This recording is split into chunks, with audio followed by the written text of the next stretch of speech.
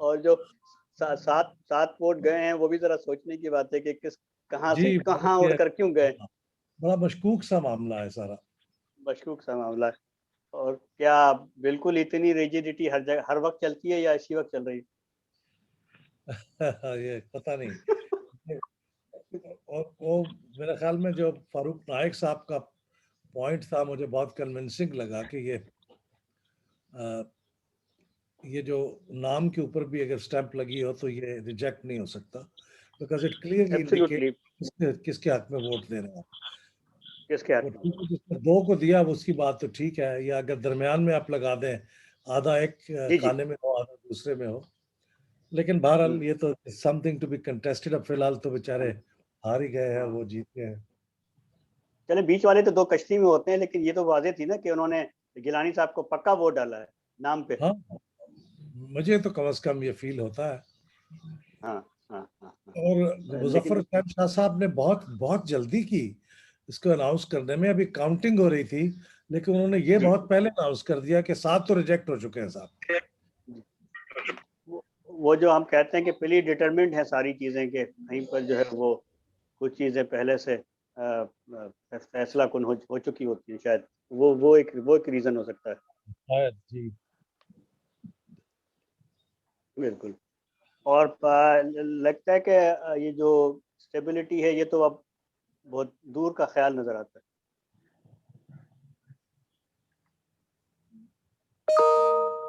جی یہ آپ نے آپ کی سائٹ سے وہ اسپلٹ شیئر اسکرین شاید ڈسیبل کی ہوئی ہے, تو وہ اس کو انیبل کر دیجیے گا کسی وقت. اچھا اچھا ٹھیک ٹھیک ٹھیک ٹھیک. وہ میری پریزنٹیشن ہے وہ میں شیئر کرنا چاہوں گا. ٹھیک ٹھیک. ہوما وہ اسکرین اگر وہ شیئر ہو جائے تاکہ بلال صاحب اپنی پریزنٹیشن بھی شیئر کر سکیں. جی اب کر دیا انہوں نے. Thank you. جی ٹھیک.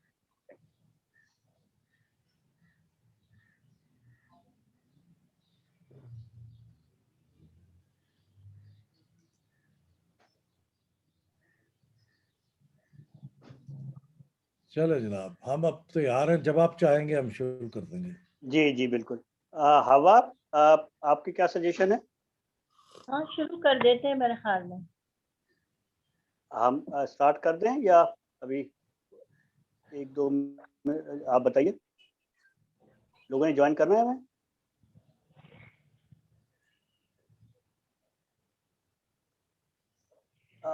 ہوا اسٹارٹ کر دیں, ٹھیک ہے, لوگ جوائن کرتے رہیں گے ہمیں جب تک ہم پروڈکشن وغیرہ دیتے ہیں. آپ کر لیں بلال صاحب, ہم اسٹارٹ کر دیں آپ کی اجازت سے؟ جی سر, میری طرف سے آپ جب چاہیں اسٹارٹ کر سکتے ہیں. جی تھینک یو. جی ہوا, جی ہوا.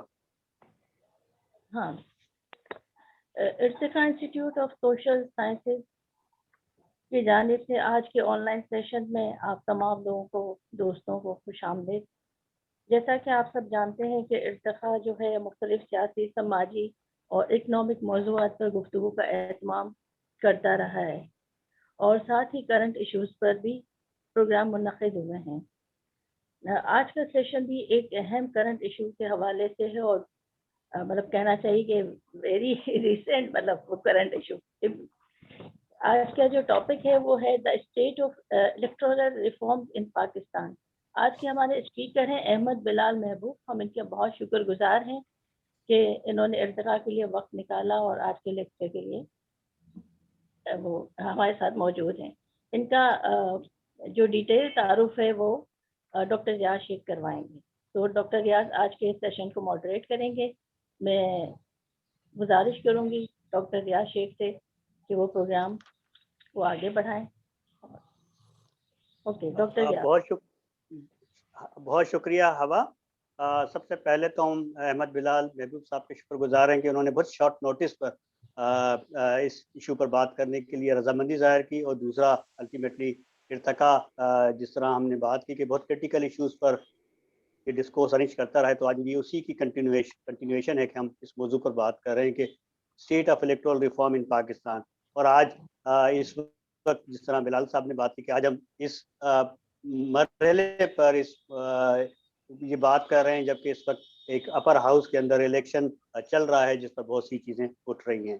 لیکن جو ہمارا میجر ایشو ہے وہ یہ ہے کہ پاکستان میں جب ہم الیکٹرل ریفارمز کی بات کرتے ہیں تو بلال صاحب سے میں کچھ کوشچن ابتدا میں کر دوں گا تاکہ وہ اپنی پریزنٹیشن میں ان چیز کا ذکر کر دیں کہ یہ الیکٹرل ریفارمز ہیں کیا ہمارے ملک میں واقعی ہماری سیاسی قیادت کو, ہماری ریاست کو اس بات کی انڈرسٹینڈنگ ہے کہ الیکٹرل ریفارمز ہوتے کیا ہیں. اور دوسرا یہ ہے کہ اس وقت جو ڈیبیٹ چل رہی ہے ہمارے پاس کہ الیکٹرل ریفارمز ہونی چاہیے, جس طرح 2 مہینے پہلے کبھی آرڈیننس آیا, کبھی سپریم کورٹ کو اپروچ کیا گیا, پھر پارلیمنٹ میں بل آیا اور پھر وہ سکسیس نہیں ہوگا. تو کیا یہ اسپیسیفک ایشو ریفارمز ہونی چاہیے یا ایک لارجر جو ہم کہتے ہیں کہ الیکٹرل ریفارم جو ہیں ان کی بات ہونی چاہیے؟ اور ایک اور جو ایشو ہمارے پاس ہے وہ یہ ہے کہ جب ہم الیکٹرل ریفارمز کی بات کرتے ہیں تو کیا آلریڈی ہمارا الیکٹرل پروسیس بہتر ہے یا اس میں مزید گنجائش ہے؟ چوتھا جو ایشو آتا ہے وہ یہ کہ جب ہم اپنے الیکٹرل ریفارمز کو اور اپنے پڑوس کے ممالک میں, خاص طور پر ایک بڑی ڈیموکریسی ہے اس کے ساتھ دیکھتے ہیں تو ہم کہاں کھڑے ہیں اور وہ کہاں کھڑے ہیں اور کتنا کمپیریزن ہے. اور ایک اور جو پوائنٹ آتا ہے وہ آتا ہے کہ کیا جب ہم الیکٹرل ریفارمز کی بات کرتے ہیں تو کیا ہمارا سسٹم ایک نارمل پروسیس کے تحت کام کرتا ہے یا یہاں پر کچھ ویزیبل اور انویزیبل فورسز ہیں جو کہ سارے پروسیس کو میرے خیال انفلوئنس کرتی ہیں اور چیزیں جو ہے وہ چینج بھی ہوتی ہیں. تو یہ اس قسم کے جو میجر جو ایشوز ہیں اس پر ہم احمد بلال صاحب سے سننا چاہیں گے. اور جہاں تک احمد بلال صاحب اور ان کے ادارے کا تعلق ہے تو وہ میں آپ کو بتا دوں کہ احمد بلال صاحب جو ہے وہ ایگزیکٹو ڈائریکٹر ہیں پلڈاٹ کے, اور پلڈاٹ جو ہے پاکستان میں وہ ادارہ ہے, وہ تھنک ٹینک ادارہ ہے جو پاکستان میں جمہوریت اور پاکستان میں جمہوری عمل اور سارے اس پروسیس کو بڑے کینلی دیکھتا ہے. 2001 میں یہ ادارہ قائم ہوا اور اس ادارے نے پاکستان میں جمہوری عمل کو مستحکم کرنے میں بڑا کلیدی کردار ادا کیا. ان کی اینول رپورٹس بھی آتی ہیں جو کہ ان ساری چیزوں کو دیکھتے ہیں. اور جہاں تک احمد بلال صاحب کا اپنا تعلق ہے تو احمد بلال صاحب ایک جو ہے اتھارٹی ہے پاکستان میں جو پولیٹیکل پروسیس ہے اور خاص طور پر یہ جو لیجسلیٹو اور الیکٹرل ایشوز ہیں ان کے اوپر ایک اتھارٹی سمجھے جاتے ہیں. اور پچھلے 25 سال سے وہ سارے پروفیشنل پروسیسز کے ساتھ پلڈاٹ کو اور پلڈاٹ کے عمل کو چلاتے چلے آ رہے ہیں. تو بغیر وقت ضائع کیے میں ڈائریکٹلی بلال صاحب کے پاس جاؤں گا کہ بلال صاحب ہم آپ کو سننا چاہیں گے کہ پاکستان میں الیکٹرل پروسیس کے حوالے سے پلیز آپ اپنی بات کیجیے. بسم اللہ الرحمن الرحیم. بہت شکریہ doctor Riyadh Ahmed Sheikh Sahib, dean faculty of social sciences SZABIST, اور آپ کے رفقائے کار. میرے لیے بڑے اعزاز کی بات ہے کہ آپ جیسے نامور ادارے کے لوگوں کے ساتھ میں گفتگو کروں, اور وہ بھی ایک اہم موضوع پہ جو آج کا پھر ایک بار اہم موضوع بن چکا ہے, انتخابی اصلاحات کا. تو میرے لیے بہت خوشی کی بات ہے. وہ جس طرح سے کئی گانا گانے والے لوگ ہیں ذرا کمزور ہوں تو جب انہیں گانا گانے کے لیے کہا جاتا ہے تو وہ بتاتے ہیں کہ میرا آج گلا خراب ہے, تاکہ اگر گانا کوئی زیادہ اچھا نہ بھی ہو تو ان کے پاس ایک ایکسکیوز ہو. تو میں آپ کو بتانا چاہتا ہوں کہ مجھے آج بہت فلو ہے, بہت زیادہ, اور یہ میں اسی لیے کہہ رہا ہوں کہ تاکہ اگر اس میں کوئی کمی رہ جائے تو میرے پاس ایک ریڈی میڈ ایکسکیوز ہو یہ کہنے کے لیے کہ اس وجہ سے میری پریزنٹیشن میں ایک کمی رہ گئی تھی. میں کوشش کروں گا کہ آپ نے جو سوالات اٹھائے شیخ صاحب نے اپنے ابتدائی کلمات میں, انہوں نے بہت جنراسٹی کے ساتھ میرا تعارف کرایا, میں ان کا شکر گزار ہوں, اور کوشش کروں گا کہ جن سوالوں کو انہوں نے اٹھایا ہے میں ان کے جواب اپنی پریزنٹیشن میں انکلوڈ کروں, اور اگر ایسا نہ ہو سکے تو بعد میں جو کوشچن آنسر سیشن میری انڈرسٹینڈنگ ہے کہ ہونے والا ہے اس میں انشاءاللہ کوشش کروں گا کہ ان سوالوں کے جواب دے دوں. دیکھیے اس کا سیاق و سباق اس ایک سلائیڈ میں نے پیش کرنے کی کوشش کی ہے. کانٹیکسٹ کہ پاکستان میں جب 1951 میں پہلا الیکشن ہوا, وہ صوبائی الیکشن تھا پنجاب میں, لیکن اس وقت اس الیکشن کی کریڈیبلٹی پہ بہت سیریس کوسچنز اٹھائے گئے, اور وہ دن جائے اور آج کا دن آئے اس کے بارے میں یہ تلاش ہماری جاری ہے کہ ہم کسی طرح سے قابل اعتماد انتخابات کروا سکیں پاکستان میں. اور یہ جو انتخابی اصلاحات ہیں یہ ایک طریقہ ہے اس مقصد کو حاصل کرنے کا کہ ہم کسی طرح سے اس طرح کے فری اینڈ فیئر الیکشنز کرا سکیں جنہیں عوام کا اعتماد حاصل ہو، جس کے نتائج پہ لوگوں کا اعتماد ہو اور وہ انہیں قبول کر سکیں. اس کے نتیجے میں کانفلکٹ پیدا نہ ہو بلکہ وہ اتفاق رائے کی جانب ایک قدم سمجھا جائے. تو الیکٹرل ریفارمز جو ہیں یہ ایک عوام کے اندر ایک بہت پاپولر ڈیمانڈ کی حیثیت رکھتے ہیں.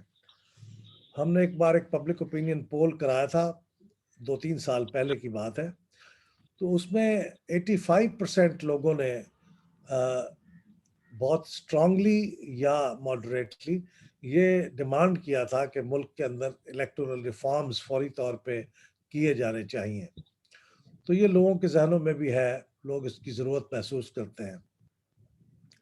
یہ الیکٹورل ریفارمز عموماً کانسٹیٹیوشن میں جو چیزیں لکھی ہوئی ہوتی ہیں ان کے اندر کسی چیز کا اضافہ یا اس میں تبدیلی یا پھر کوئی قوانین پاس کرنا، اس شکل میں انتخابی اصلاحات آخری شکل اختیار کرتی ہیں. تجاویز ہوتی ہیں، لوگوں کی رائے ہوتی ہے، خواہشات ہوتی ہیں، لیکن جب وہ قانون بنتی ہیں جبھی وہ اس کے اوپر عمل کرنا ممکن ہو جاتا ہے.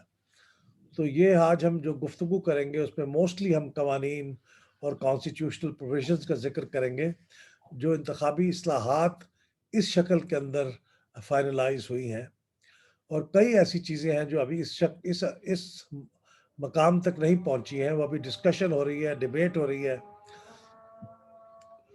اور یہ بھی میں آپ کو یاد دلا دوں کہ جو ریفارمز ہیں وہ کوئی ایسی چیز نہیں ہے کہ اب صاحب ریفارمز ہو چکی ہیں اب ہمارا ریفارمز کا عمل مکمل ہو گیا، ایسا نہیں ہوتا. ریفارمز تو ایک مستقل ایک چلنے والا عمل ہے، آن گوئنگ پروسیس ہے. جیسے حالات بدلتے ہیں، نئے چیلنجز سامنے آتے ہیں، نئی ٹیکنالوجیز سامنے آتی ہیں، نئے امکانات پیدا ہوتے ہیں، تو اس کے حساب سے آپ کو نئی چیزیں اپنے قوانین میں شامل کرنی پڑتی ہیں، اپنے رولز میں شامل کرنی پڑتی ہیں، اور وہ ریفارم کی شکل میں سامنے آتی ہیں. تو ریفارم ایک مستقل عمل ہے، یہ کبھی رکتا نہیں ہے. تو اب جیسے کہ میں آپ سے بات کر رہا ہوں اور میں آج کا سٹیٹس بتا رہا ہوں تو یہ بس آج کا سٹیٹس ہے. ہو سکتا ہے کل یہ سٹیٹس بدل جائے، کوئی نئی چیز سامنے آ جائے، پرسوں کچھ اور چیز آ جائے. تو اس کے اوپر ایک مستقل نظر رکھنے کی ضرورت ہوتی ہے. اور آخری بات میں کانٹیکسٹ کے ضمن میں یہ کہنا چاہتا ہوں کہ یہ جو انتخابی اصلاحات ہے وہ قوانین کی شکل میں جب سامنے آتے ہیں تو قانون بن جانے سے مسائل حل نہیں ہو جاتے. وہ اس بات کی ضمانت نہیں دیتے کہ آپ کے ہاں کریڈیبل یا قابل اعتماد انتخابات ہو پائیں گے. وہ تو قانون ہے، وہ کتابوں کی زینت تو بن جاتے ہیں. اصل مرحلہ اور اصل چیلنج تو اس وقت ہوتا ہے جب ان کے اوپر عمل درآمد کرنا ہوتا ہے. تو عمل درآمد سب سے بڑا چیلنج ہوتا ہے. جتنا عمل درآمد ہو رہا ہوگا، جتنا اچھا یا برا عمل درآمد ہو رہا ہوگا، اسی نسبت سے آپ کے انتخابات اچھے یا برے ہوں گے.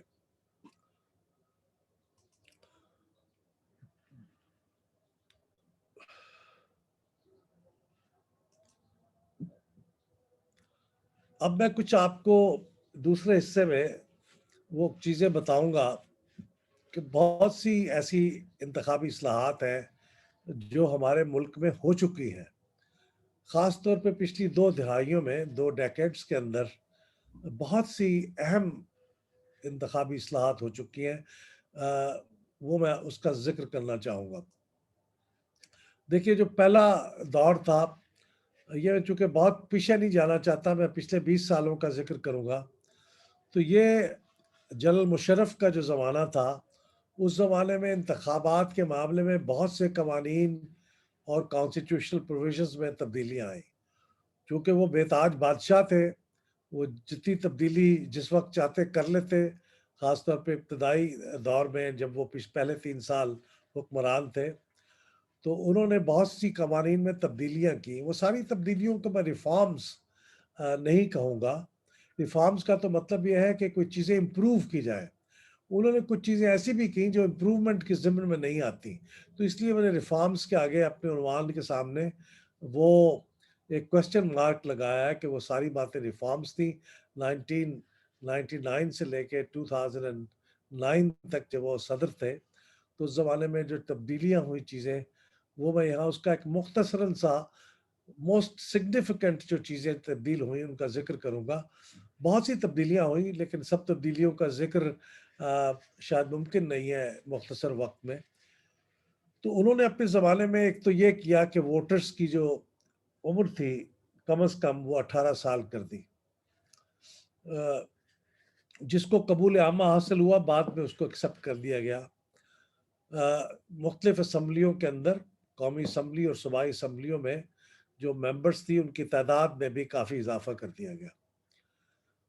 خواتین کی جو ریزروڈ سیٹس تھیں وہ بھی ہسٹری میں کبھی اتنی نہیں رہی جتنی جنرل مشرف نے کر دی, یعنی کوئی تقریباً 17% کے قریب ریزروڈ سیٹس تھیں کم و بیش ہر اسمبلی کے اندر. پھر انہوں نے ایک اور چیز کی, یہ ساری چیزیں تو وہ تھیں جو کہ قبول ہو گئی, جو بعد میں جب 18ویں ترمیم آئی تو اس کو ہم نے ایکسیپٹ کر لیا. لیکن ایک اور تبدیلی انہوں نے یہ کی کہ الیکشن لڑنے کے لیے یہ لازم قرار دے دیا کہ جو بھی الیکشن لڑے گا وہ کم از کم یونیورسٹی کی ڈگری کا حامل ہوگا, یعنی بی ایس سی کم از کم اس کی تعلیم ہونی چاہیے. یہ وہ تبدیلی تھی جو دنیا کے غالباً کسی بھی ملک میں یہ کوالیفیکیشن نہیں ہے, اور اس تبدیلی کو قبول نہیں کیا گیا. بالآخر انہوں نے خود ہی اس کو بعد میں تبدیل کر دیا. تو یہ بھی ان کے زمانے میں تبدیلی آئی. اور ایک انہوں نے نیا پولیٹیکل پارٹیز آرڈر, پہلے یہ 1962 میں ایک پولیٹیکل پارٹیز ایکٹ تھا جو ایوب خان صاحب نے جاری کیا تھا, اور اس کے بعد سے وہ کچھ تبدیلیاں تو ہوتی رہیں, لیکن نیا قانون پھر مشرف صاحب نے پولیٹیکل پارٹیز آرڈر کے ضمن میں جاری کیا 2002 میں. اسی میں انہوں نے فارن فنڈنگ کو بھی ری ڈیفائن کیا. پہلے فارن فنڈنگ نسبتاً ایک اس کی ایک ایسی ڈیفینیشن تھی جس میں کہا گیا تھا کہ ایک سبسٹینشل اماؤنٹ اگر فارن سورسز سے آپ کی پارٹی نے وصول کی ہوں تو پھر فارن فنڈنگ میں شمار ہوگا. لیکن یہ مشرف صاحب نے جو پولیٹیکل پارٹیز آرڈر لائے اس کے تحت any amount received from foreign sources وہ فارن فنڈنگ کی ڈیفینیشن میں آ گیا. اس کا مطلب یہ ہے کہ آپ نے اگر $10 بھی ریسیو کیے ہوں تو وہ فارن فنڈنگ میں شمار کیے جائیں گے. اس سے پہلے وہ سبسٹینشل کے الفاظ اس کے ساتھ لگائے جاتے تھے. ایک انہوں نے یہ کام کیا کہ جو ڈیفیکشن کلاز ہے کہ وہ کون سی چیزیں ہیں جس کی بنیاد پہ ڈیفیکشن یا لیجسلیٹرز کی ڈسکوالیفیکیشن عمل میں آ جائے گی, تو اس کو بھی انہوں نے اس کے سکوپ کو تبدیل کر دیا. پہلے تو ایک زمانہ یہ تھا 1973 کے اوریجنل کانسٹیٹیوشن میں کہ ایسی کوئی پابندی نہیں تھی. آپ چاہے تو حکومت کے ہدایات پہ, پارٹی کی ہدایات پہ عمل کریں اور چاہے تو نہ کریں, کوئی ایسی ڈیفیکشن کلاز لاگو نہیں تھی. لیکن اس کے بعد نواز شریف صاحب نے اس پینڈولم کو بالکل دوسری ایکسٹریم میں سوئنگ کر لیا, اور اس کے تحت یہ تھا کہ کوئی بھی کام آپ اپنی پارٹی کی ہدایت کے اگر خلاف کریں گے تو آپ پہ ڈیفیکشن کلاز لاگو ہو جائے گی. تو مشرف صاحب نے جو کام کیا وہ یہ کہ درمیانی ایک راستہ اختیار کر لیا کہ 3 چیزیں ایسی ہیں جس کی وجہ سے آپ پہ ڈیفیکشن کلاز لاگو ہوگی, اور باقی چیزیں یہ لیجسلیٹرز کی مرضی پہ اور ان کے ضمیر پہ چھوڑ دی گئی. مثلا ایک یہ کہ آپ نے وزیر اعظم کا الیکشن ہو یا وزیر اعلیٰ کا الیکشن ہو تو اس میں آپ نے پارٹی کی ہدایت کے مطابق ووٹ دینا ہے. اگر آپ نہیں دیں گے تو آپ پہ ڈیفیکشن کلاز لاگو ہو جائے گی. دوسری چیز یہ ہے کہ کوئی اعتماد کا ووٹ دینے کا موقع آئے یا تحریک عدم اعتماد پاس کرنی ہو تو اس موقع پہ بھی آپ اپنی پارٹی کی ہدایت کے پابند ہیں. نہیں پابندی کریں گے تو پھر آپ کا آپ کی ڈیفیکشن کاؤنٹ ہو سکتی ہے. اور تیسری بات یہ تھی کہ آپ منی بل میں، جس کا سب سے بڑا مثال بجٹ کی ہے، بجٹ کو پاس کرتے وقت آپ اپنی پارٹی کی ہدایات کے مطابق ووٹ دیں گے. اس کی خلاف ورزی کریں گے تو آپ ڈیفیکٹ شمار کیے جائیں گے. تو یہ اب اس میں ایک اور چیز کا اضافہ ہو گیا ہے 18ویں ترمیم کے تحت، کہ اب اگر آپ کانسٹیٹیوشنل امینڈمنٹ کرتے ہوئے بھی اپنی پارٹی کی ہدایت پہ عمل کرنے کے پابند ہیں. اور ایک اور چیز انہوں نے اضافہ کیا ہمارے انتخابی قوانین میں، دو بڑی اہم چیزیں ایڈ کی. ایک تو کہ اب امیدواروں کو الیکشن لڑتے ہوئے ایک ایفیڈیوٹ دینا ہوتا ہے آن اوتھ، جو بہت ایک الیبوریٹ ایفیڈیوٹ ہے، جس میں آپ یہ بتاتے ہیں کہ آپ کی آمدنی کتنی ہے، آپ کی تعلیم کتنی ہے، آپ پچھلے سالوں میں کن کن ملکوں کے دورے پہ گئے ہیں، آپ نے کتنا ٹیکس ادا کیا ہے، آپ نے کتنی ایگریکلچر ٹیکس ادا کیا ہے. بہت الیبوریٹ ہے وہ ایفیڈیوٹ. ایک تو اس کا اضافہ کیا ہر امیدوار کو دینا پڑتا ہے، اور دوسری بات یہ کہ ہر امیدوار کے لیے اسی ایفیڈیوٹ کے ساتھ یہ ایک ضروری چیز ہے کہ آپ اپنی ایسٹس اینڈ لائبلٹیز کا اسٹیٹمنٹ بھی جمع کریں. تو وہ آپ الیکشن کے موقع پہ بھی جمع کریں، اور پھر ہر سال اگر آپ الیکٹ ہو جائیں تو ہر سال بھی جمع کروائیں الیکشن کمیشن کو. یہ بہت اہم تبدیلیاں تھیں جو جنرل مشرف کے زمانے میں ہوئیں.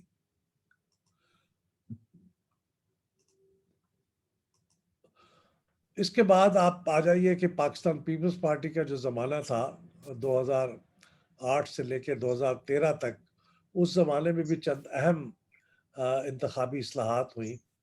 ایک تو یہ ہے کہ اس زمانے میں ایک full time permanent election commission عمل میں آیا. اس سے پہلے الیکشن کمیشن ایک عارضی چیز تھا کہ جب الیکشن کروائے جائے تو اس وقت بنا دیا جائے، اور وہ الیکشن کرا کے پھر وہ سبک دوش ہو جائے اپنے کام سے. اور یہ بھی ایک بات تھی کہ وہ فل ٹائم نہیں تھے. اس کے جو 4 ممبر تھے صوبوں سے، وہ ایکچولی ہائی کورٹس کے جج تھے، اور وہ اپنی ہائی کورٹوں میں کام کرتے تھے. کوئی میٹنگ وغیرہ کے لیے بلانا ہو، چیف الیکشن کمشنر انہیں بلا لیتے تھے. تو الیکشن کمیشن میں صرف chief election commissioner full time تھے، باقی چاروں ممبر پارٹ ٹائم تھے. تو اس زمانے میں 2008-13 میں یہ پہلی بار ہوا کہ الیکشن کمیشن کو ایک پرماننٹ فل ٹائم انسٹیٹیوشن بنا دیا گیا. اب یہ 5 ممبر جو ہے الیکشن کمیشن کے، وہ فل ٹائم ہے. اور اب یہ جو چیف الیکشن کمشنر اور members of the election commission کی تقرری ہوتی ہے، وہ پہلے تو صدر مملکت وزیر اعظم کے مشورے پہ اپنی صوابدید پہ کرتے تھے اس کی تقرری، لیکن اب یہ لازمی ہو گیا ہے کہ وہ حزب اختلاف کے ساتھ مشورہ کریں، قائد حزب اختلاف کے ساتھ اتفاق رائے پیدا کریں، اور پھر ایک پارلیمنٹری کمیٹی بھی اس کام میں شریک ہو گئی ہے کہ الٹیمیٹلی وہ پارلیمنٹری کمیٹی اس کے بارے میں فیصلہ کرے گی. تو یہ ایک بہت بڑی تبدیلی تھی، کیونکہ بہت الزام لگتا تھا کہ الیکشن کمیشن تو آپ کے لوگ ہیں، جو بھی پاور میں ہوتا تھا، اس لیے ہم اس پہ اعتبار نہیں کرتے.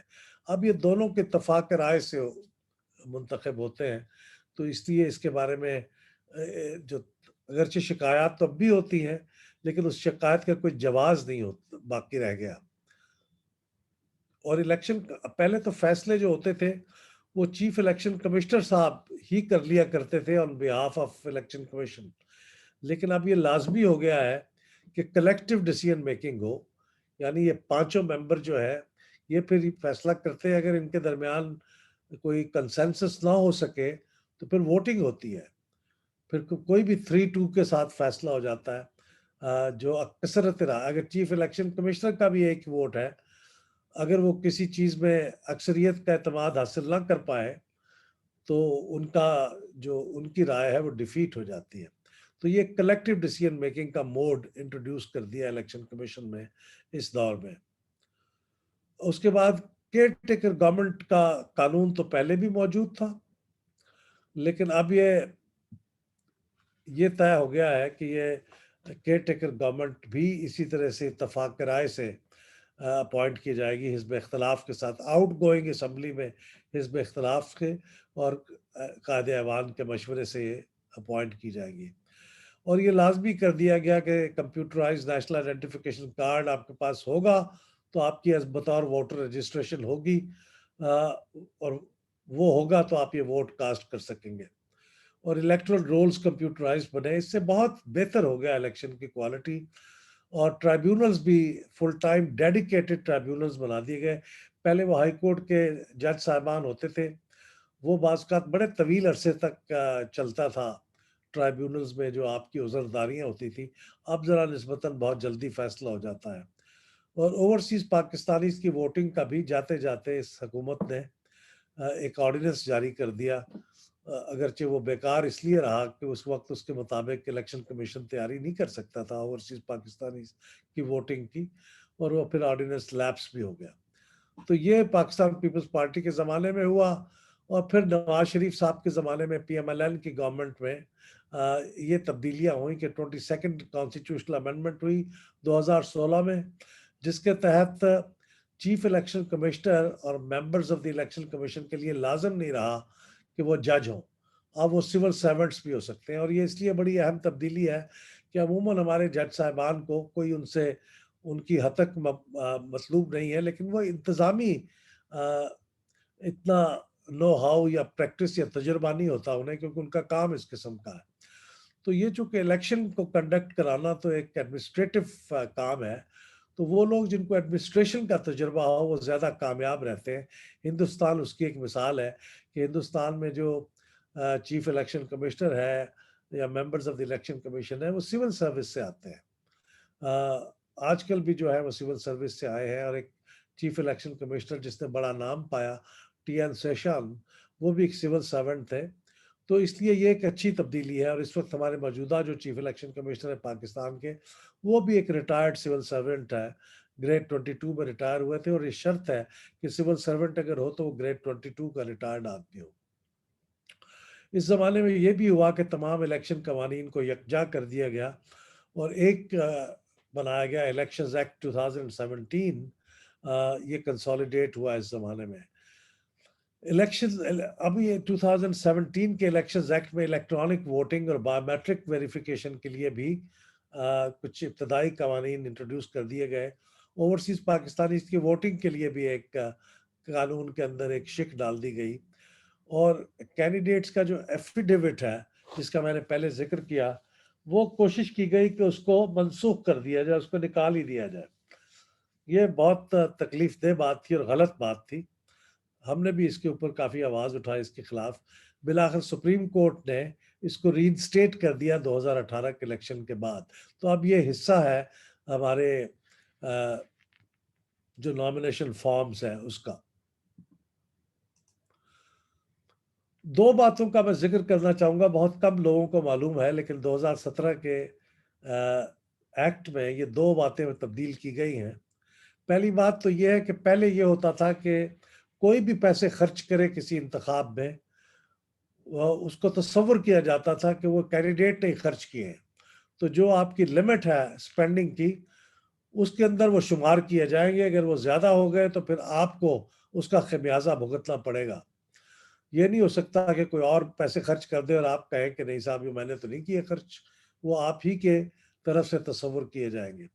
لیکن 2017 کے الیکشن میں بڑی خاموشی کے ساتھ یہ تبدیلی کر دی گئی، ایک لوپ ہول کریٹ کر دیا گیا ہے کہ اب کوئی دوسرا آدمی پیسے خرچ کر دے اور آپ کہیں جی ہمیں تو پتہ ہی نہیں تھا، میری اجازت سے تو خرچ نہیں کیے اس نے، تو اب وہ اس کو پھر تصور نہیں کیا جائے گا کہ آپ نے پیسے خرچ کیے ہیں۔ تو ایک لوپ ہول کریٹ کیا گیا، میرے خیال میں ایک غلط بات ہے، یہ ایک نیگیٹو چیز ہے، کیونکہ اب تو لمٹ بھی بڑھ گئی ہے، 40 لاکھ روپے ہو گئی ہے، تو اب آپ کو یہ نہیں کرنا چاہیے تھا، لیکن بہرحال یہ کیا گیا ہے۔ وہاں پہ الیکشنز ایکٹ 2017 کے اندر یہ سیکشن 132(5) کے اندر یہ انہوں نے کام کیا ہے، اور اس سے پہلے جو تھا وہ representation of the people's act میں سیکشن 49 میں اس کے برعکس تھا، بڑی سختی کے ساتھ ممنوع تھا کہ کوئی بھی آدمی کسی کینڈیڈیٹ کے علاوہ پیسے خرچ نہ کرے، اگر کرے گا تو وہ کینڈیڈیٹ ہی کے پیسے تصور ہوں گے۔ دوسری ایک بڑی تبدیلی یہ ہوئی ہے 2017 کے ایکٹ میں بڑی خاموشی سے کہ اب پہلے تو یہ کمرشل اداروں کو اس بات کی اجازت نہیں تھی کہ وہ سیاسی جماعتوں کو چندہ بندہ دے سکیں، کنٹریبیوشن دے سکیں، لیکن اب ان کو اجازت ہے، وہ ایک کر سکتے ہیں۔ یہ بڑی خاموشی کے ساتھ ہوا یہ کام بھی۔ اب میں وہ چند ایسی، یہ تو وہ تمام اصلاحات تھیں جو ہو چکی ہیں، لیکن اب میں ان اصلاحات کا کچھ ذکر کروں گا جو ابھی پوری طرح سے تکمیل کو نہیں پہنچی، ان کے بارے میں ڈیبیٹ ہو رہی ہے۔ ایک تو biometric verification of voter, کہ ووٹر آئے اپنے انگوٹھے کے نشان لگائے اور پھر اس کی تصدیق کی جائے نادرا کے ریکارڈ سے۔ یہ عمران خان صاحب کا بہت پسندیدہ موضوع رہا ہے۔ یہ اب ہمارے الیکشن ایکٹ میں بھی شامل ہے، میں نے جیسے پہلے ذکر کیا۔ اس کا میں تھوڑا سا بتاؤں گا کہ اب سٹیٹس کیا ہے کہ الیکٹرانک ووٹنگ مشین کے استعمال کے بارے میں بھی لوگوں کا خیال یہ ہے، ہمارا ایک رومانس ہے اس کے ساتھ، اور ہمارا خیال ہے کہ یہ آ جائے گی تو سب کچھ ٹھیک ہو جائے گا۔ حالانکہ دنیا کے کئی ممالک الیکٹرانک ووٹنگ کو انٹروڈیوس کرانے کے بعد واپس اب مینول پیپر بیلٹ کے اوپر آ چکے ہیں۔ یہ کوئی نسخہ نہیں ہے، نسخہ کیمیا نہیں ہے کہ اس کے ذریعے سے سب کچھ ٹھیک ہو جائے گا، بلکہ اس کے ذریعے سے کوئی نئی راہیں کھل جاتی ہے چیزوں کو تبدیل کرنے کی اور ریگنگ کی۔ تو یہ دو چیزیں ہیں جو ابھی ڈیبیٹ ہو رہی ہیں۔ ابھی عمران خان صاحب نے ایک نئی کمیٹی بنائی ہے، ان کا خیال یہ ہے کہ ہمیں جلد از جلد یہ ترامیم کر لینی چاہیے اپنے لاز کے اندر، تو اس کے بارے میں آپ کا جاننا بہت ضروری ہے۔ ایک بات جس کا تذکرہ کم ہوتا ہے لیکن میں سمجھتا ہوں کہ بہت ضروری ہے کہ اب زیادہ پیسے خرچ ہوتے ہیں سیاسی پارٹیوں کی جانب سے، کینڈیڈیٹس کی طرف سے خرچ ہوتے ہیں، لیکن اب حصہ بڑھنے لگا ہے سیاسی جماعتوں کا، تو سیاسی جماعتوں کی سپینڈنگ کے اوپر بھی کوئی لمٹ ہونی چاہیے۔ اوورسیز پاکستانیز کو ووٹ کا موقع دینے کے لیے بھی عمران خان صاحب بہت کین ہے، اور یہ بھی ایک ایسا سبجیکٹ ہے جس پہ ڈیبیٹ ہو رہی ہے۔ بیلٹ سینٹ کے الیکشن میں اوپن ہونا چاہیے، سیکرٹ، اس کے اوپر بھی بحث ہو رہی ہے۔ پولیٹیکل پارٹیز کی سپینڈنگ لمٹ کی بات میں پہلے کر چکا ہوں، اور کیا یہ دوہری شہریت رکھنے والے لوگ جو ہے کیا ان کو بھی الیکشن لڑنے کی اجازت دی جانی چاہیے؟ عمران خان صاحب کا خیال ہے، پی ٹی آئی کا، انہوں نے ایک بل بھی ایک ڈرافٹ کر لیا ہے کہ جی اجازت ہونی چاہیے، وہ جیت جائے تو پھر انہیں اپنی نیشنلٹی چھوڑ دینی چاہیے، لیکن اس سے پہلے کیا ضرورت ہے رسک لینے کی؟ وہ الیکشن لڑیں ایک ڈوئل نیشنل ہوتے ہوئے بھی، اگر ہار جائیں تو پھر ان کا کوئی نقصان نہ ہو تاکہ۔ لیکن یہ بھی ایک ایسی چیز ہے جس کے اوپر بحث ہونی چاہیے۔ آپ سب کو ان چیزوں کے اوپر بہت انفارمڈ ڈیبیٹ کی ضرورت ہے۔ الیکشن کمیشن جو ہے وہ بایو میٹرک ویریفیکیشن اور الیکٹرانک ووٹنگ مشین کے اوپر ابتدائی ایک پائلٹ پروجیکٹس کر چکا ہے، اور اس کے بارے میں وہ ایک رائے مرتب کر چکا ہے کہ یہ کتنی فیزیبل ہے، اور وہ رپورٹ انہوں نے گورنمنٹ کو دے دی ہے، سینٹ اور نیشنل اسمبلی کو پیش کر دی ہے۔ اب سینٹ اور نیشنل اسمبلی نے اسے کنسیڈر کر کے فیصلہ کرنا ہے کہ وہ اس کو کرنا چاہتے ہیں یا نہیں۔ تو اب یہ بال جو ہے یہ پارلیمنٹ کے کورٹ میں ہے، اور یہی صورتحال اوورسیز پاکستانیز کے ووٹ کی ہے، اور یہی صورتحال ڈوئل نیشنلٹی کی ہے۔ اوپن بیلٹ کے بارے میں آپ جانتے ہی ہیں، انہوں نے قانون پیش کیا تھا لیکن وہ قانون پاس نہیں ہو سکا۔ اب وہ دوبارہ شاید کوشش کریں گے، لیکن this is yet to be seen. میری ذاتی رائے میں تو سیکرٹ بیلٹ ہی رہنا چاہیے۔ اوپن بیلٹ جو ہے وہ سیاسی جماعتوں میں جو قیادت ہے اس کی آمریت کو مزید مستحکم کرنے کا سبب بنے گا۔ ڈوئل نیشنلز کو بھی فیصلہ کرنا چاہیے الیکشن لڑنے سے پہلے، اگر وہ اتنا بھی رسک نہیں لینا چاہتے اور وہ اپنی نیشنلٹی کے بارے میں اتنے ہی زیادہ ان کو شوق، ان کو قائم رکھنے کا شوق ہے، تو پھر میرا خیال ہے کہ ان کا کوئی حق نہیں بنتا کہ پاکستان کی سیاست میں حصہ لیں۔ بحیثیت ووٹر تو لے سکتے ہیں، لیکن الیکشن لڑنے کا الیکٹرانک ووٹنگ مشین میں پہلے کہہ چکا ہوں کہ اس سے کوئی، یہ بہت مہنگا سودا ہے۔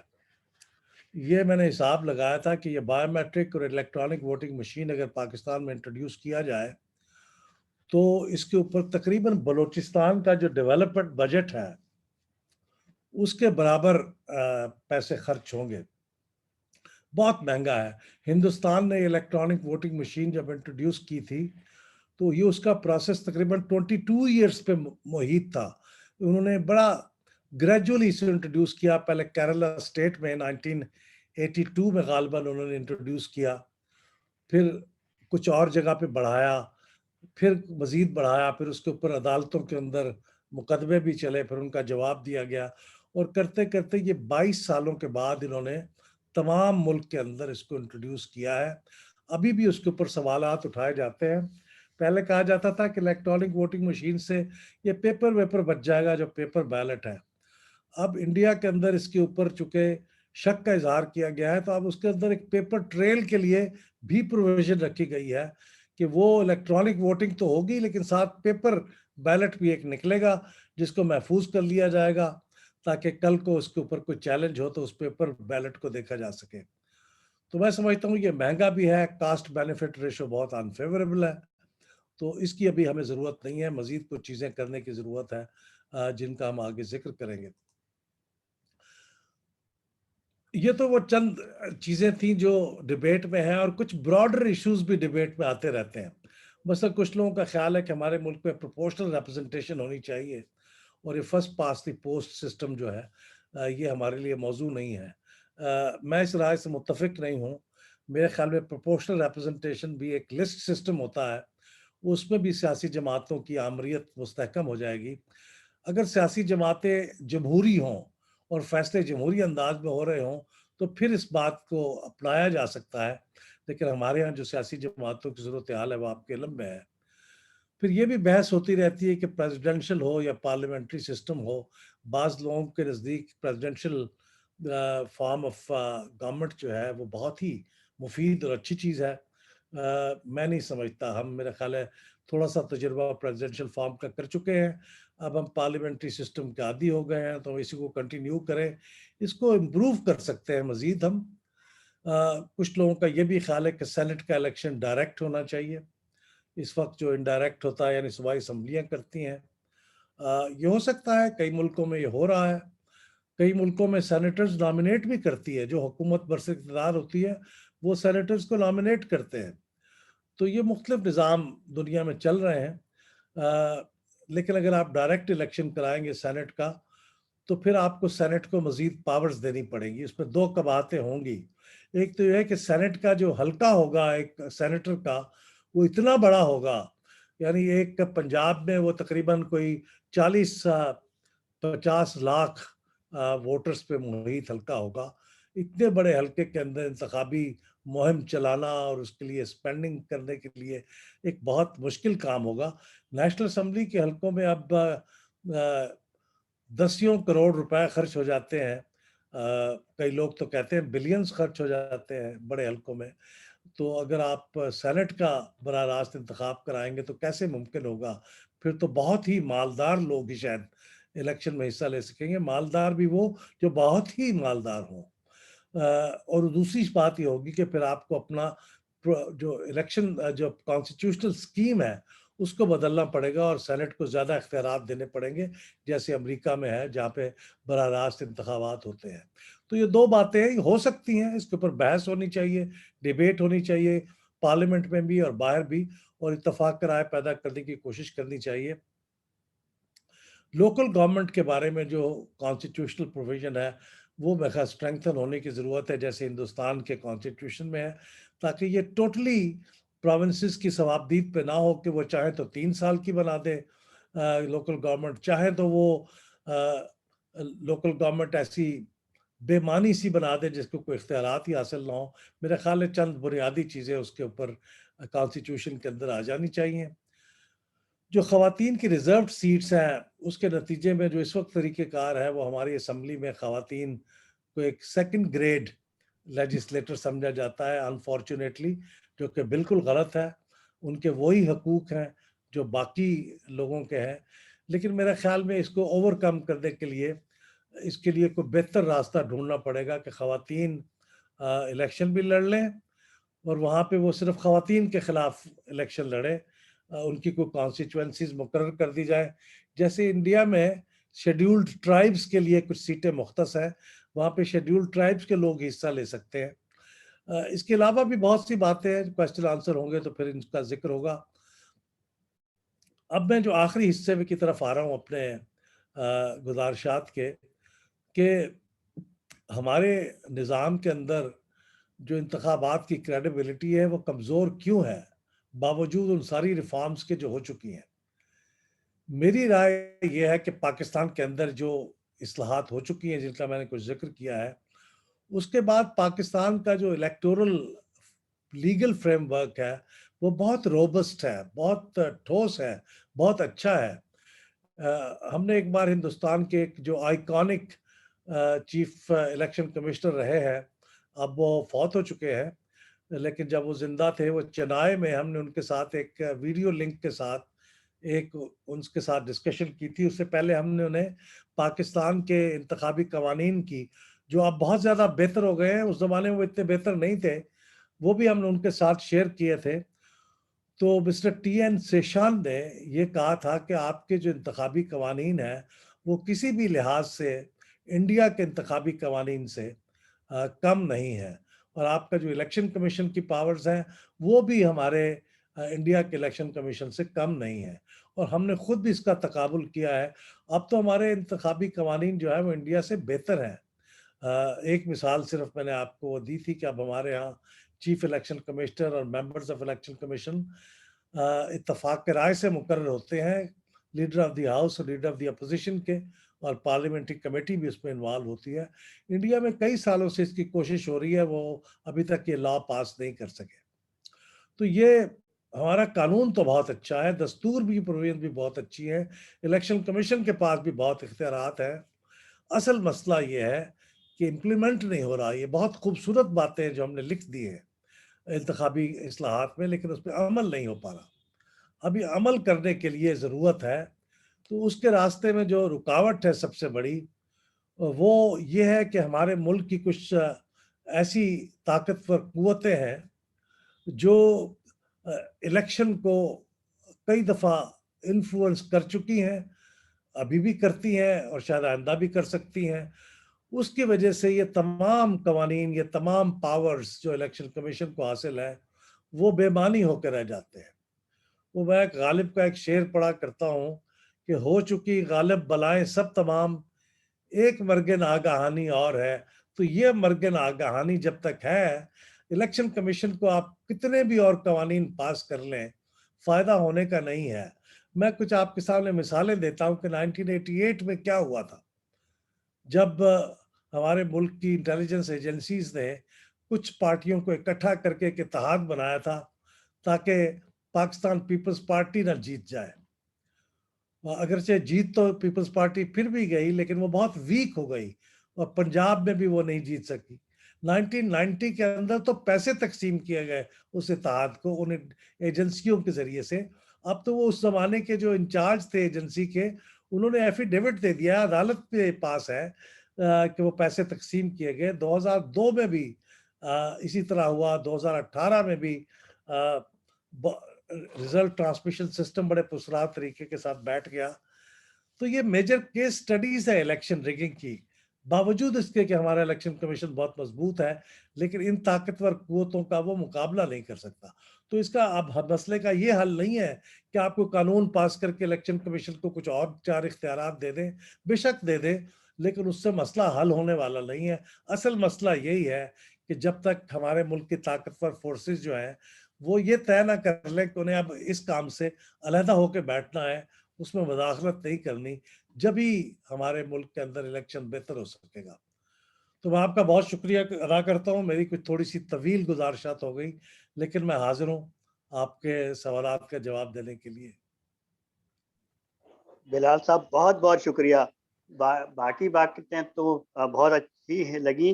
جو آخری آپ کا پوائنٹ تھا کہ جی کچھ انویزیبل فورسز ہیں جو کہ پورے پولیٹیکل پروسیسز کو کنٹرول کرتی ہیں پاکستان جیسے انڈر ڈیولپ کنٹریز میں، اور مجھے وہ اتنی حمزہ الوی انویزیبل بھی صاحب نہیں ہے. اتنی، ہاں اب تو بلکہ بہت زیادہ ویزیبل ہو گئی ہیں. اور جہاں آج نام کے سامنے جو 7 تھپے لگے ہیں، میرے خیال میں وہ بھی ان کی تربیت کرائی گئی ہوگی کسی نہ کسی سیف ہاؤس میں.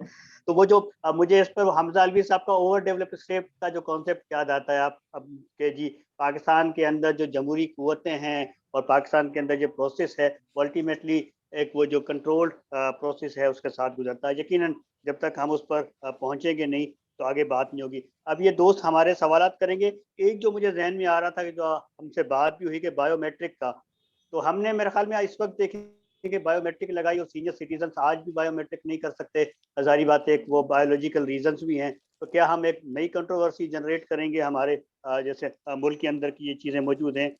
اسی طرح آپ نے جو بات کی کہ جی یہ جس طرح پولیٹیکل پارٹیز کی ڈکٹیٹرشپ بڑھ جائے, لیڈرشپ کی ڈکٹیٹرشپ بڑھے گی اگر کچھ جو اصلاحات کی یہ گورنمنٹ بات کر رہی ہے, یہ اپنی جگہ پر موجود ہے. تھرڈ جو آپ نے بات کی پریزیڈنشل ورسز پارلیمانی سسٹم, میرے خیال میں اب تو اس کو ختم ہو جانا چاہیے. ایٹ لیسٹ جس فیڈریشن میں اتنی زیادہ ڈائیورسٹی ہو, اتنک ہو, نیشنل کوشچن ہو, اور سارے اور خاص طور پہ 71 کے واقعے کے بعد تو میرے خیال میں اس پہ بات کرنا بھی میرے خیال میں جرم ہونا چاہیے کہ جی اتنے بڑے سانحے سے گزرنے کے بعد بھی ہم دوبارہ اس موضوع پر بات کریں. اور ایک جو بات آپ نے کی وہ بڑی امپورٹنٹ ہے کہ ڈائریکٹ سینٹ کا الیکشن کس طرح ممکن ہے کہ جی 5 لاکھ ووٹ کے اوپر تو آپ کے کروڑوں روپے خرچ ہوں, اور 50 لاکھ کا جو سینیٹر ہے وہ کتنا خرچ کرے گا. بڑا امپورٹنٹ کوشچن ہے میرے خیال میں. یہ جو آئی واش قسم کی ڈیبیٹس اس پر ہونی چاہیے. اور ایک جو بات آپ نے کی اوورسیز پاکستان کی, جو اتنا بھی رسک لینا نہیں چاہتے کہ ہم الیکشن پروسیس کا حصہ تو بنے, اس ملک کی پولیٹیکل سسٹم میں تو ہوں, لیکن اپنی نیشنلٹی ضائع نہ کریں تاکہ ایسا نہ ہو کہ کل ہمیں جو ہے وہ بریف کیس لے کر واپس جانا پڑے تو وہاں ہمیں دوبارہ ویزا لینا پڑے. میرے خیال ہے بہت امپورٹنٹ ایشوز آپ نے ریز کیے ہیں, اور کئی ایشوز ہیں جن پر یقیناً لوگوں کو تو علم ہی نہیں تھا. میرے خیال میں بہت ساری چیزیں. تو میں اس آپ کی اس پرمکس لیکچر کے بعد ہاؤس اوپن کرتا ہوں. ہمارے جو حاضرین سوالات کرنا چاہیں بلال صاحب سے تو وہ حاضر ہے کہ اس پر سوالات کریں. جی جو سوال کرنا چاہیں مائک کو انمیوٹ کر کے سوال کر سکتے ہیں ہم, تاکہ لوگوں کی بات سن سکیں. جی جی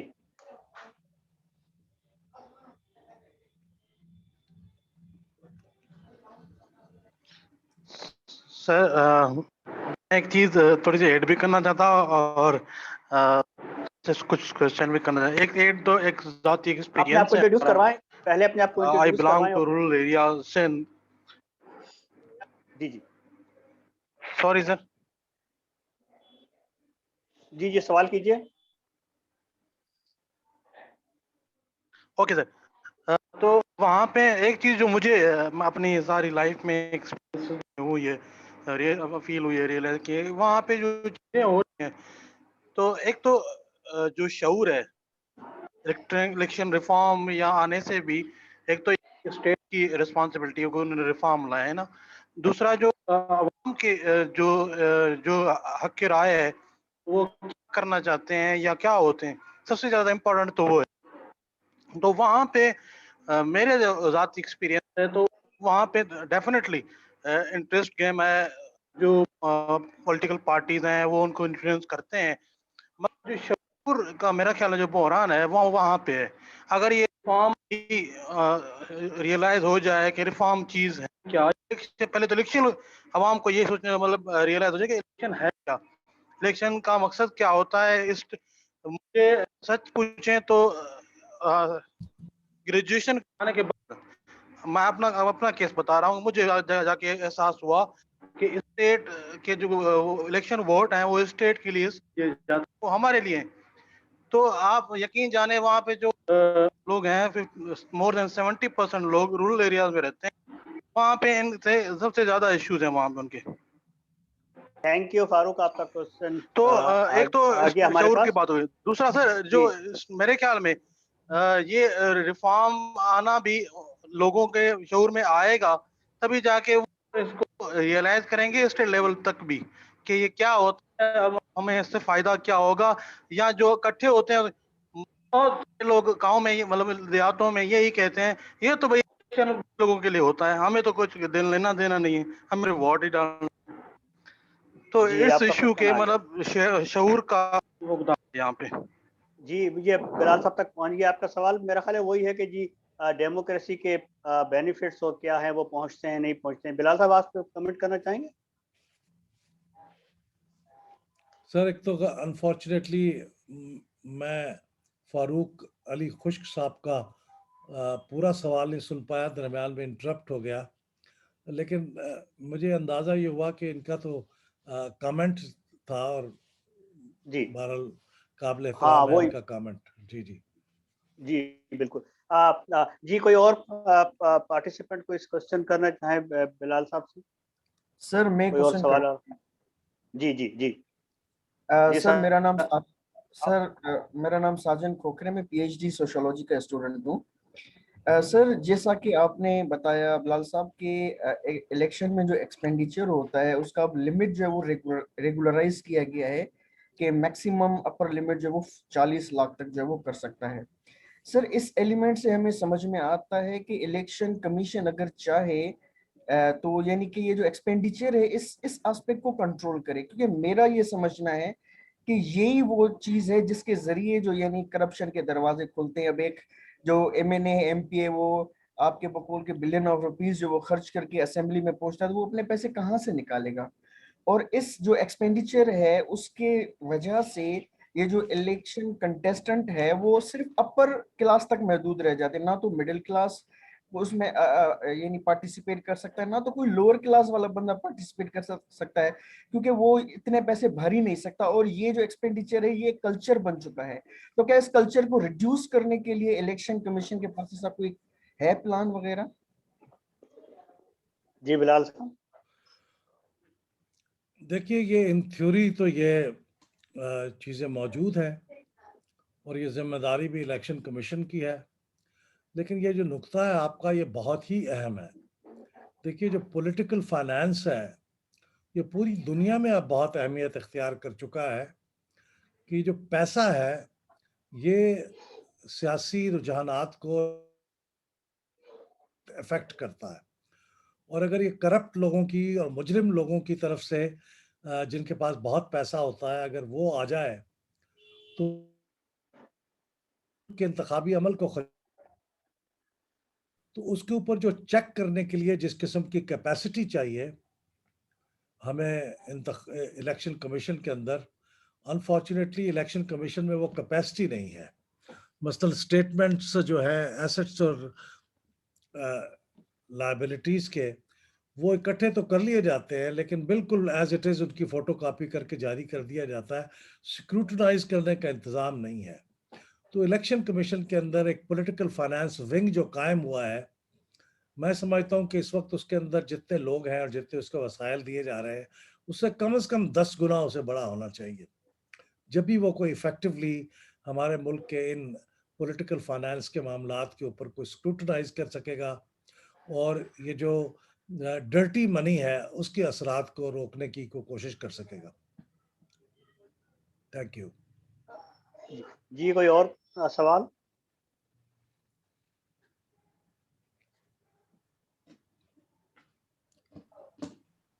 سر میں سر دوسرا سوال پوچھ لوں؟ جی جی پوچھیں. سر جیسا کہ ابھی ہم دیکھ رہے ہیں کہ ہمارے جو الیکشن سسٹم ہوتے ہیں جب بھی الیکشن ہو اس میں یعنی کبھی بھی اپوزیشن نے اپنی ہار نہیں مانی، جیسا کہ انڈیا میں ہوتا ہے یا کسی دوسرے ممالک میں ہوتا ہے کہ وہ خوشی خوشی اپنی رضا خوشی یعنی اپنی ہار مان لیتے ہیں، لیکن ہماری ہسٹری میں ایسا کوئی پریسیڈنٹ نہیں ملتا. تو سر جو ہے وہ میرا سوال یہ ہے کہ کیا یہ صرف جو ہم یعنی اسٹیبلشمنٹ نو ڈاؤٹ اس کا تو اس میں رول ہے، لیکن کیا یہ ہمارا کلچر نہیں بن چکا کہ جو ہارنے والا ہے وہ ضرور شور مچائے گا؟ ہاں ہاں ہاں کیا آئی آواز پھر بند ہو گئی. دیکھیے جو انتخابی عمل کے اوپر لوگ اعتراض کرتے ہیں اور اپنی شکست کو تسلیم نہیں کرتے ہیں، یہ کلچر اس لیے بنا کہ ہمارے الیکشن کمیشن یا انتخابی جو فیصلے ہوتے ہیں، نتائج ہوتے ہیں، اس کے بارے میں ان کو شک ہوتا ہے کہ ایکچولی تو یہ الیکشن کے نتیجہ یہ نہیں تھا.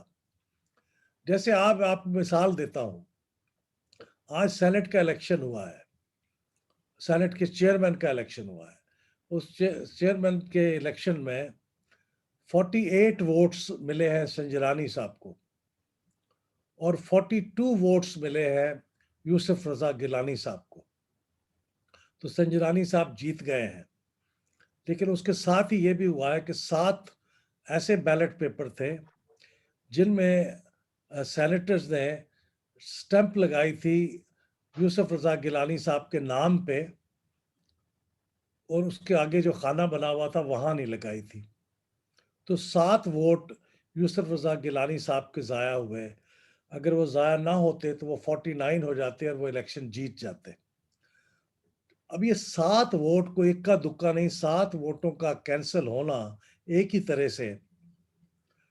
ایک تو خیر یہ بھی کنٹیسٹ کیا جا رہا ہے کہ جب اس کے نام کے اوپر سٹیمپ لگ گئی ہے تو وہ اس کا مطلب ہے کہ اس کو ووٹ دینا چاہتے ہیں. اس میں کیا شک کی بات کیا ہے؟ تو اس طرح کے جب چیزیں ہوتی ہیں تو پھر اپوزیشن ہارنے والا جو ہے وہ اس کو کنونسنگ وکٹری نہیں سمجھتا. اگر الیکشن کمیشن کا اعتماد ہوتا موجود تو ماضی میں ہمارے الیکشنوں میں ہارنے والا شاید اس کو تسلیم کر لیتا، لیکن اس کو بھی شک ہوتا ہے کہ یہ کچھ ڈنڈی ماری گئی ہے. تو ہوتا یہ ہے کہ کلچر اس طرح سے پروڈیوس ہوتا ہے کہ شروع میں شاید آپ اس ہارنے کو اوپر اعتماد نہ کر سکے، لیکن اگر کام ٹھیک چلتا رہے تو 2-4 الیکشنوں کے بعد یہ آپ کو عادت پڑ جاتی کہ ہارنا، یار یہ جو ہم ہارے ہیں یہ ٹھیک ہی ہارے ہیں، اور وہ جو جیتا ہے وہ ٹھیک ہی جیتا ہے. تو زیادہ اس وجہ سے میرا کہنا یہ ہے کہ یہ اب یہ درمیان میں مجھے کچھ اسکائپ کالز آ رہی ہیں، میں اس کی معافی چاہتا ہوں. تو یہ کل چونکہ ہمارا پروسیس مستقل نہیں چلتا رہا، انٹرپٹ ہوتا رہا ہے، تو پھر ہمیں پھر زیرو سے سٹارٹ کرنا پڑتا ہے جب ہم دوبارہ سے جمہوریت ہمارے ہاں ریوائیو ہوتی ہے. تو اس لیے وہ کلچر ڈیولپ اس لیے نہیں ہوا. اور ہر بار چونکہ وہ یہ ریگنگ کا معاملہ واقعی ہوتا بھی ہے، اب تو اس کے ثبوت بھی موجود ہیں. میں نے آپ کے 1990 اور 1988 کے الیکشنوں کے بارے میں تو اب یہ واضح طور پہ ایفیڈیوٹ سامنے آ چکے ہیں. تو یہ اس لیے اعتماد قائم ہونے میں ٹائم لگتا ہے، کلچر پیدا ہونے میں ٹائم لگتا ہے، اور یہ بار بار اگر آپ انٹرپٹ کرتے رہیں گے تو پھر کلچر پیدا نہیں ہوگا، پھر ایسے ہی ہوگا جیسے ہو رہا ہے انفارچونیٹلی. بلال صاحب اس موقع پہ تو وہ میر کا وہ کوئی شعر بھی تھا، مجھے یاد نہیں آ رہا پورا، کہ گل باغ سارا جانے ہیں، کیا ہے وہ، یاد ہے آپ کو کوئی؟ کہ جی ہاں، جی جی، کہ وہ پورا باغ تو پتا جانتا ہے کہ یہ پتا بوٹا پودے بوٹا حال ہمارا جانے ہے، ہمارا جانے نہ جانے گلی نہ جانے باغ تو سارا جانے ہے. جانتا ہے کہ کون بوٹے لگاتا ہے کون بوٹے اکھاڑتا ہے، وہ تجربات کرتا ہے. جی بالکل. Thank you. اگلا کوئی کوشچن ہمارے کوئی دوست کرنا چاہیں؟ میرا ایک سوال ہے. میں یہ پوچھنا چاہ رہی تھی کہ جو ابھی ڈیول نیشنلٹی کے حوالے سے بات کی کہ اس کی بھی پی ٹی آئی کوشش کر رہی ہے کہ وہ کینڈیڈیٹ کے طور پہ بھی کھڑے ہو سکیں، کیا کسی کی ایسی مثال ہے جہاں پہ اس طرح کا قانون ہو موجود ہے؟ معاف جی کیجیے گا، بلال کس صاحب، طرح کا قانون؟ یہ جو ڈوئل نیشنل والی بات ہو رہی ہے. ہاں، ڈیول نیشنلٹی والی برطانیہ میں موجود ہے، برطانیہ میں وہ کر لیتے ہیں. لیکن میرا کہنا یہ ہے کہ یہ ان ملکوں میں جہاں انسٹیٹیوشنز بہت مضبوط ہیں وہاں آپ اس طرح کا رسک لے سکتے ہیں کہ کئی لوگ ڈوئل نیشنل آ بھی جائیں گے اور کوئی ایسا کام کریں گے جو انہیں نہیں کرنا چاہیے، تو ان اداروں کی اسٹرانگ چیک موجود ہوتا ہے، وہ نہیں کر پائیں گے. لیکن ہمارے ہاں جہاں ادارے بہت ہی کمزور ہیں تو ایسے لوگوں کو لانا رسکی ہو سکتا ہے. تو میرے خیال میں وہی لوگ سامنے آئیں جو اپنی کشتیاں جلا کے آنا چاہتے ہیں. بالکل ٹھیک، بالکل ٹھیک. جی کوئی اور کوشچن، کوئی اور سوال؟ بلال صاحب آپ کو یاد ہوگا وہ ہم نے ایک وہ تجربہ کیا تھا اس ملک میں سیپریٹ الیکٹروڈ، اور اس کے بعد پھر جو جوائنٹ الیکٹروڈ کی طرف گئے، اور پھر آپ نے دیکھا کہ جوائنٹ الیکٹروڈ کا بھی کوئی زیادہ ہمیں کوئی، شاید اس وقت تھرپارکر سے کوئی ایک ایم این اے ہیں جو کہ ڈائریکٹ جنرل سیٹ پر ایک نان مسلم جو ہے ہمارے پاکستانی آئے، جبکہ پنجاب میں کہا جاتا ہے کہ کئی ایسی نشستیں ہیں جہاں پر کہ میجورٹی ووٹ جو ہے وہ یا ایک بڑا انفلوئنشل ووٹ نان مسلم سٹیزنس کا ہے. اور جس طرح دوسرا آپ نے جو بات کی تھی کہ خواتین کے جو کو جس طرح ایک سیکنڈ کلاس ڈسپائٹ جس کے ان کا بہت بڑا کنٹریبیوشن ہے لیجسلیشن کے اندر ان کو ڈیل کیا جا رہا ہے، تو کیا ان دو ایشوز کو بھی ایک پیکج کا کوئی حصہ بنایا جا سکتا ہے کہ مین اسٹریم پولیٹکس کا ایک حصہ ہو؟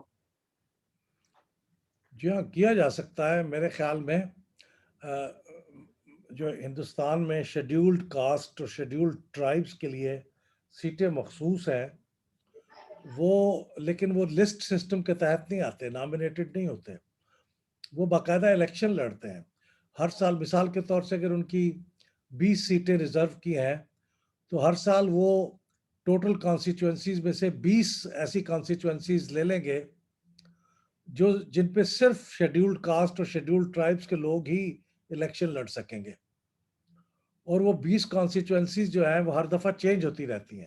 اس الیکشن میں 20 یہ ہیں 1 to 20، اور اگلی دفعہ 21 to 40، اس طرح چلتا رہے گا.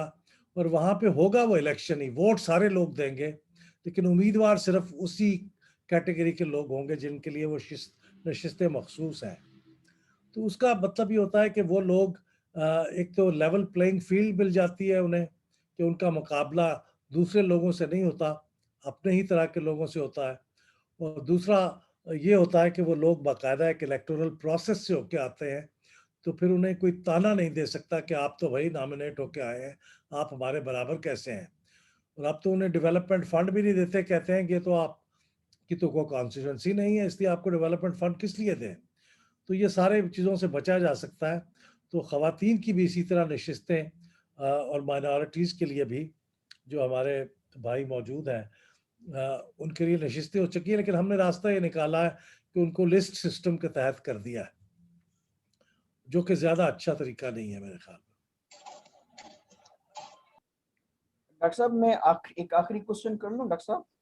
جی کر لیں. سر یہ جو ووٹ الیکشن میں ریگنگ کا پروسیس ہوتا ہے تو اس میں جس طرح سے آپ چیک بک بھرتے ہیں تو چیک بک جب ہم کاٹتے ہیں تو پیچھے سے ایک حصہ رہتا ہے جس میں آپ لکھتے ہیں کہ یہ چیک میں کس کو دے رہا ہوں، تو ویسے ہی جو بیلٹ پیپر ہوتا ہے اس کے ساتھ ایک کاؤنٹر فوائل ہوتا ہے جس میں آپ ووٹر کی پوری ڈیٹیلز اس میں لکھتے ہیں، اس کا شناختی کارڈ نمبر کیا ہے اور اس کا آپ تھمب امپریشن لیتے ہیں وہاں پہ آپ اسے، ٹھیک ہے. تو میرے خیال میں یہ ٹریسبل ہوتا ہے کہ آپ اگر کسی یعنی یعنی حلقے میں آپ کو لگتا ہے کہ ریگنگ ہوئی ہے تو وہاں پہ یعنی ٹریس کیا جا سکتا ہے کہ کس ووٹر نے کس کو ووٹ دیا، تو آپ اس کو دوبارہ سے کاؤنٹ کر سکتے ہیں. تو پھر کیوں پارٹیز اس یعنی ایک انسٹیٹیوشنل فریم ورک کی طرف جانے کے بجائے احتجاج کو پریفر کرتی ہیں؟ نہیں دیکھیے، میں یہ آپ کی غلط فہمی کو درست کرنا چاہتا ہوں کہ وہ جو کاؤنٹر فوائل پہ جو چیزیں لکھی جاتی ہیں اس سے counter foil or voting list کے درمیان تو ایک آپ رابطہ قائم کر سکتے ہیں، لیکن اس کے اور بیلٹ پیپر کے درمیان رابطہ نہیں کر سکتے قائم. یعنی یہ جو بیلٹ پیپر ہے یہ کس کاؤنٹر فوائل سے نکالا گیا ہے اس کے اوپر کوئی ایسی چیز نہیں ہوتی جس سے ان دونوں کے درمیان کنیکشن آپ اسٹیبلش کر سکیں. تو اس لیے وہ سیکریسی جو ہوتی ہے وہ ایبسلیوٹ ہوتی ہے، اس میں کوئی آپ ٹریس نہیں کر سکتے، وہ ٹریسیبل نہیں ہوتا. تو اور سیکریسی کا مطلب ہی یہ ہے کہ وہ ٹریسیبل نہ ہو. اگر وہ ٹریسیبل ہوگا تو پھر وہ سیکرٹ نہیں ہوگا. تو اس وقت جو ہے counter foil or ballot paper کے درمیان کوئی کنیکشن اسٹیبلش کرنا ممکن نہیں ہے.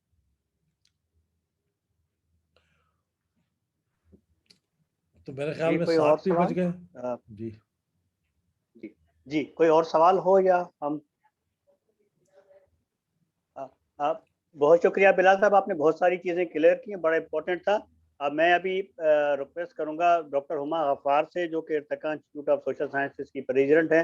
ڈاکٹر ہما غفار آپ کنکلوڈ کیجیے، شکریہ ادا کیجیے مہمانوں کا.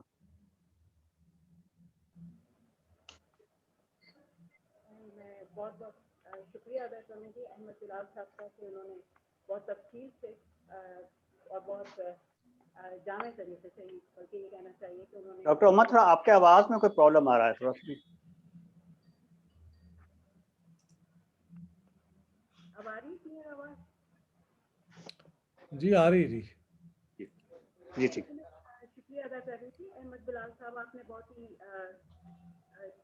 کہہ سکتے ہیں کہ بہت اہم نکات کے اوپر اور بہت بڑی مطلب ایک موضوع تو بہت وسیع تھا لیکن اس کو آپ نے جس طرح مختصر طور پہ اور بریفلی ہر چیز کو آپ نے نشاندہی کر دی نکات کی، وہ بہت اہم تھا.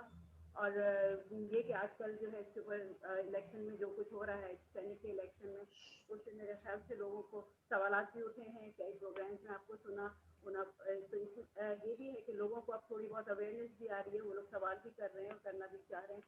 ورنہ یہ ہوتا تھا کہ الیکشن پروسیس پہ بس ریگنگ کے اوپر بات ہو رہی ہوتی تھی, لیکن کانسٹیٹیوشن کے ساتھ جو بن رہی ہوتی ہے یا الیکشن کمیشن کے ساتھ اور پروسیس کی جو چیزیں ہیں ان کے اوپر اتنی بات نہیں ہو رہی ہوتی تھی. لیکن اب ان چیزوں کے اوپر بات ہونا شروع ہو گئی ہے, تو یہ اویئرنیس آئے گی تو ہم امید رکھتے ہیں کہ آگے اس میں بہتری آئے گی. لیکن عام لوگوں کے ذہن میں جو تاثر ہے وہ یہی آتا ہے کہ الیکشن سسٹم جو ہے وہ پاکستان کا الیکشن پروسیس جو ہے وہ بہت ہی کمزور ہے یا ناقص ہے.